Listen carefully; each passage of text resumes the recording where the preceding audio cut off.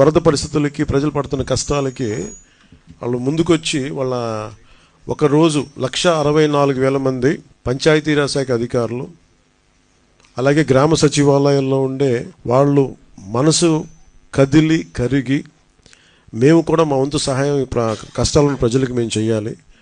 1 day basic శాలరీని 1,64,000 మంది employees from PR Panchayati Raj joint action committee నుంచి 14 కోట్ల రూపాయలని ఈ మన సీఎం సహాయ నిధికి అందజేస్తా ఉన్నారు.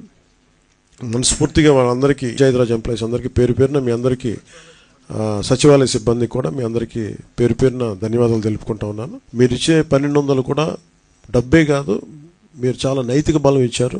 ఈ రాష్ట్రం విపత్తుల్లో ఉంటే మిగతా వాళ్ళ కాకుండా మేమందరం కలిసి ఉంటామని చెప్పి మీకు వచ్చినందుకు మీ మనస్ఫూర్తిగా మీ అందరికీ 2 చేతులు ఎత్తి మీకు నమస్కరిస్తున్నాను. Thank you very much.